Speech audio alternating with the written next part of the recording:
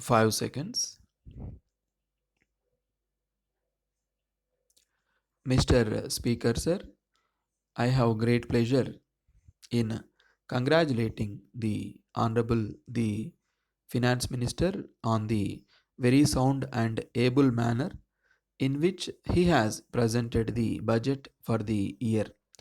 I do not do so in a conventional manner, but I do so very sincerely because I feel that, in spite of the fact that the ministry entered office only in the middle of July last, it has done its very best to present a budget which, to a large extent, tries to serve the people of this state.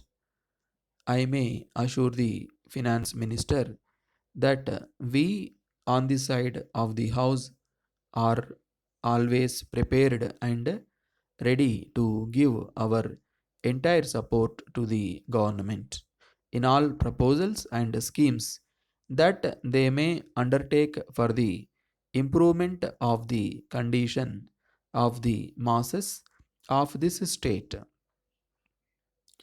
It was really difficult for the Honorable Minister in this short period to change from the old method of preparing the budget.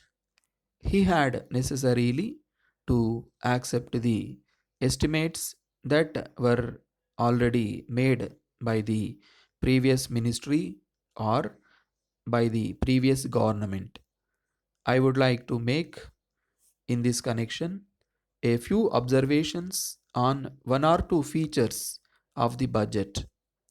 In doing so, let me assure the Honorable the Finance Minister that I do so not in a spirit of criticism, but I do so in a spirit of placing the other side of the picture before him so that he may adopt such course as he thinks fit for the purpose of remedying the defects wherever possible. First, we are to a certain extent sorry about the way in which the lot of the agriculturist has been dealt with. Of course, we realize that the ministry did not have sufficient time to consider the question of land revenue in detail. It has not been possible for it to indicate whether the government will go into the matter fully during the present year and give some permanent relief to the agriculturist.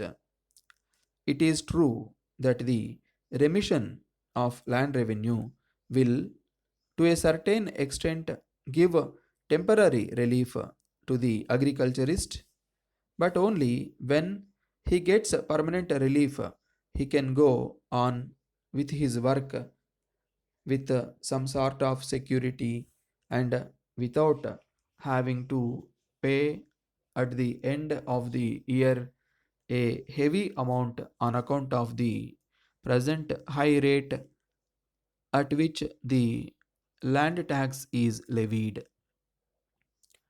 I therefore hope that the government will go into the matter carefully with a view to giving the necessary relief to the agriculturist.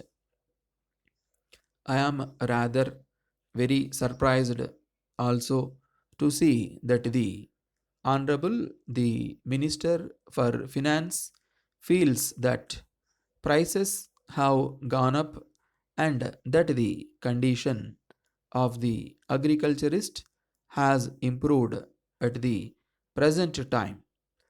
I do not know whether the Honorable Minister will make further enquiries into the matter and satisfy himself whether such reports are correct. As the time before the minister was short, he has not been able to give sufficient attention to the improvement of their condition. Letter from Krishna and Company. 3. Annasalai, Madras to Messrs. Rama and Company. 10. Car Street, Tiruchirappalli. Dear sirs, we are in receipt of your letter of the 3rd March. As you are aware, we have been manufacturing and selling domestic appliances for a long time. We are enclosing here with a catalog of our goods, and we shall be glad if you select the articles that you desire to purchase from us and place the necessary order with us. We assure you that on receipt of your order, we shall take necessary steps to supply them to you at an early date.